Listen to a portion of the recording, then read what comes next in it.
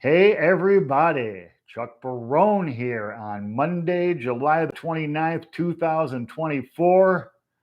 Hope everybody had an awesome weekend. We got a huge week coming up this week, guys. We all know that the Fed's getting together. We all know they got a big message coming out.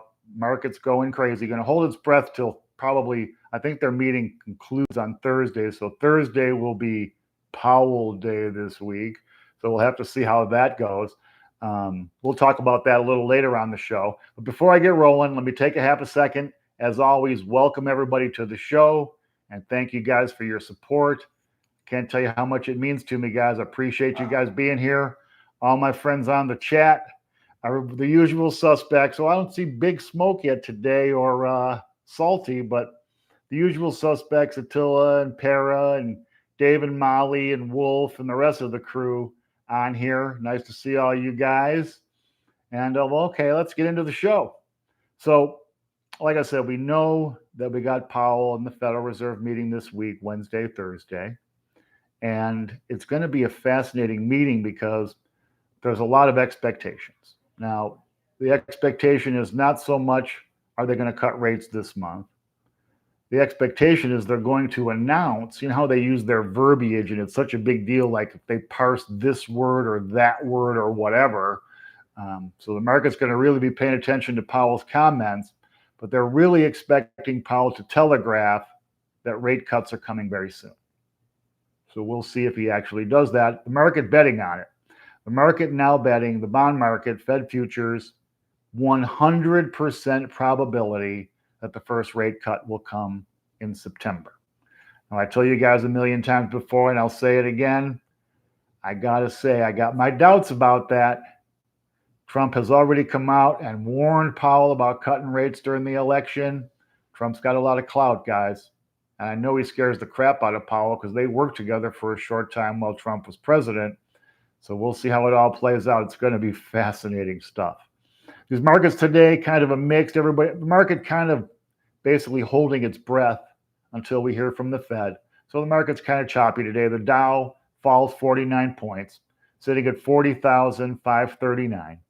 The NASDAQ climbs 12 points, so just up just a little bit, sitting at 17,370. The S&P up 4 points, 5,463.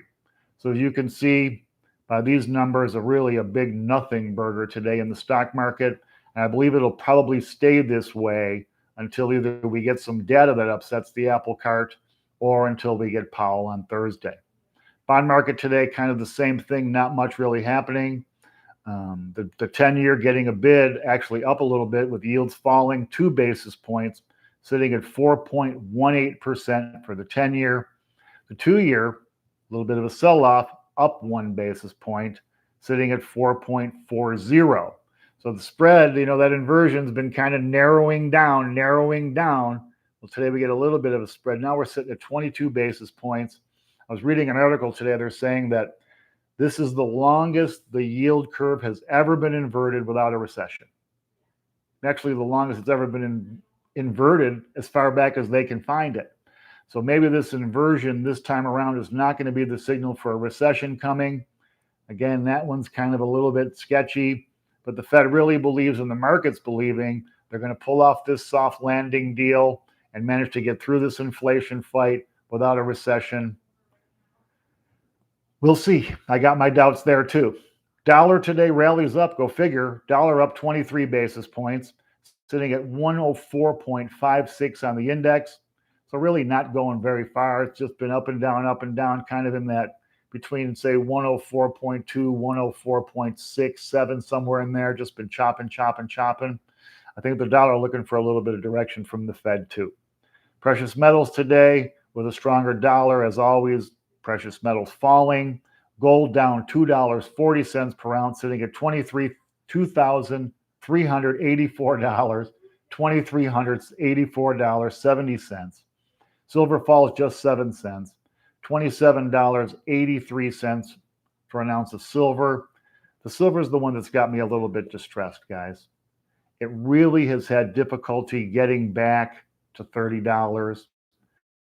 It broke it, but didn't maintain it long, crashed back down, broke back through again, but has not been able to get there again. So we'll see. That looks like that's big resistance. So we'll see how tough, how long it's going to be before silver can break through. I think it'll take another run at it. If it can't break through and stay there, we're going to have to start looking at the chart to see where support's going to be and how far it's going to have to fall to retest that support before it can bounce back up and try again. Oil today falls $1.35 per barrel, $75.81 for a barrel of West Texas Intermediate. Just like I told you guys, between 70 and 75 is where oil wants to trade. It kind of broke out a little bit. We saw that. It's been kind of chopping above $80 for a little bit, now back down. Looks like it's going to settle back into that trough where it's comfortable.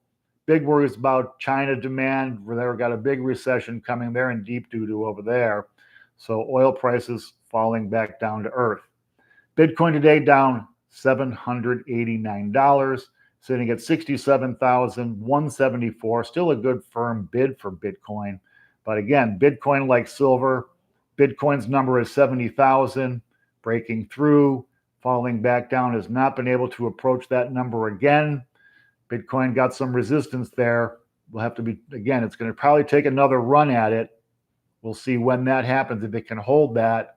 If not, we'll be back to the charts to see where it's going to have to bounce from. All right, like I do every Monday, let's talk about what we can expect this week. Today is a nothing day for data, not much happening, just earnings coming. Tomorrow, we'll get consumer confidence numbers, which are expected to be down. Not a surprise, consumers are usually not real happy when they have to use a credit card to buy gas or groceries. So consumer confidence continuing to fall. Wednesday, we'll get Powell and the Open Market Committee meeting starting up. We'll also get the Chicago Purchase Managers Index, which is expected to be down. We'll get the Employment Cost Index, showing how much it costs to hire and maintain an employee. Those numbers are expected to be up as well. Thursday. Now, Thursday is going to be the big one, guys. Thursday will be the Fed decision day. It's Powell day. He'll have his press conference. There'll be tons of news about Powell. There's also a lot of data coming that day, which will probably get glossed over very quickly. We're going to get construction spending, which is expected to be down. We're going to get jobless claims, which are expected to come in at 233,000 this week, down from 235 last week.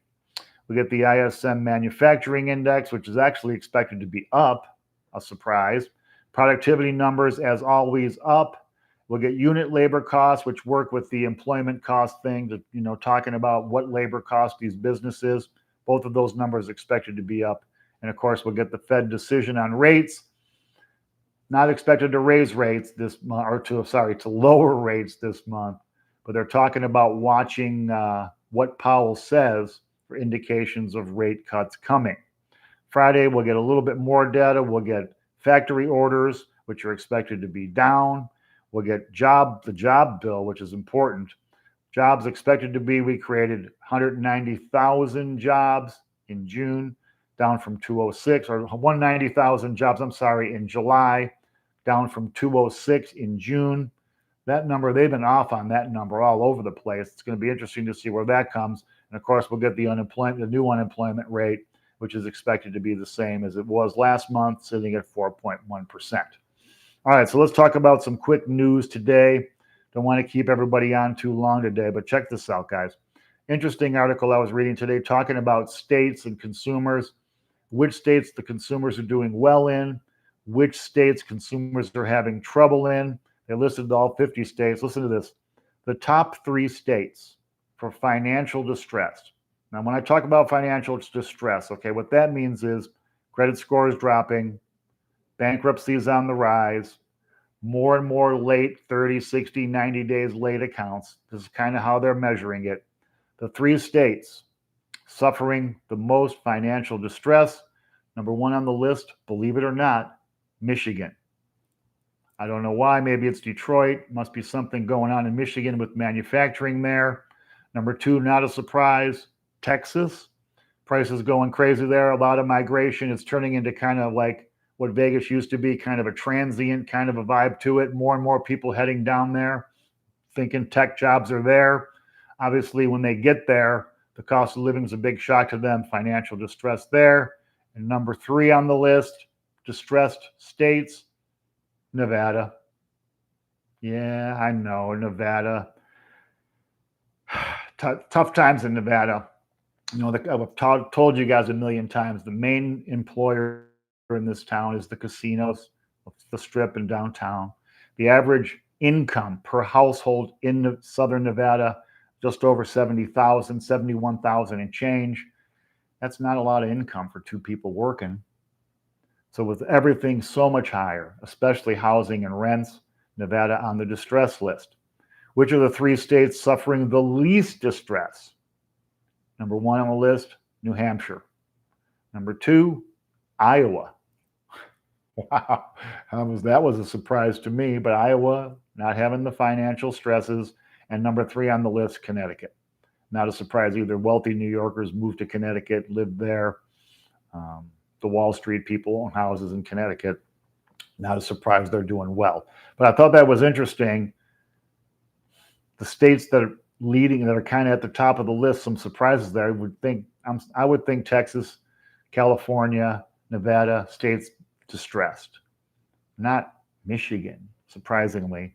And states doing well. I'm not surprised to see New Hampshire. They have a different kind of lifestyle there. Connecticut, I know there's a lot of wealth in that state.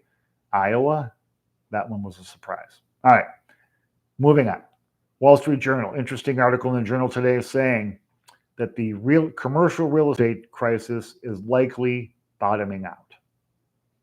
I'm not so sure about that. Interestingly, though, regional banks are selling underwater bonds, taking their losses on the bonds, rolling that money into new bonds, higher yielding bonds, which they believe they'll get some of that loss back on the old bonds when the Fed starts cutting rates.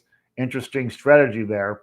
Right now, $20.5 billion in commercial foreclosures so far this year. We know they probably got about $800 billion worth of commercial real estate that still needs to be refinanced this year. So I'm guessing that this $20 billion is going to go up from there. But the Wall Street Journal is saying all this panic and, it looks like it's all peaking. Might be time to see a bounce in commercial real estate.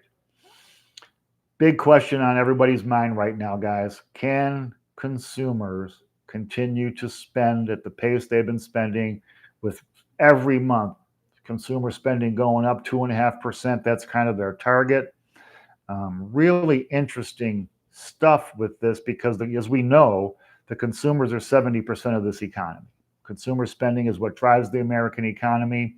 Consumers are the reason we have not had a recession in spite of Fed interest rate hikes, in spite of a 2 years and change inverted yield curve. The consumer keeps borrowing and spending, borrowing and spending. Now, it's true, wages have gone up. And it's true, some of that spending is paying more for the same thing, right? I mean, what used to cost $1 costs $1.20 now. Are you really spending more? Well, yes, but you're not getting more for your money. So it's just kind of an odd conundrum there. But they're really counting on this soft landing. They're counting on consumers to carry the load. What's interesting about that, though, is, and as I've reported on the show Brazilian times here, credit card delinquencies, auto payment delinquencies, evictions, people getting kicked out of their houses, everything on the rise, showing we've got trouble ahead. It's going to be a fascinating finish this year. Not only is it going to be the craziest election probably ever in U.S. history, but with all this other stuff in the background layered over that election, it's just going to be we're living history, guys. We're living history. I hope we all can kind of look back on it when we're talking to our grandkids and go, wow, you wouldn't believe what it was like to be alive back in those crazy ass days. All right. Crazy California. Listen to this, guys. California now has 117 cities in the state of California where a starter home, meaning in California, a 50-year-old 3-bedroom, 2-bath, 1-bedroom, or 1-bathroom, 1-car detached garage, now over $1 million freaking dollars. A starter home in 117 cities in California costs more than $1 million. And California wonders why everybody thinks they're crazy. How can anybody live there? I mean, that's just nuts. Nuts, nuts, nuts, nuts, nuts. All right, let's talk about the Fed for just a quick second here. Because now the big question is, when are they going to start cutting rates? Everybody focused in on that. You guys have heard my opinion on that ad nauseum. I don't believe they're going to cut till after the election, but we'll see. The interesting thing is going to be if Powell hints at rate cuts on Thursday, the conversation instantly, that very second, is going to turn to how much is he going to cut? How much is the Fed going to cut? What's our target? And how long is it going to take to get there? Right? Because the Fed doesn't have to cut by quarter points. They can cut halves. They can cut even a full point if they want to. Right? They remember they were raising rates 3/4 of a point at a pop from when they first started raising. They can bring rates down just as fast.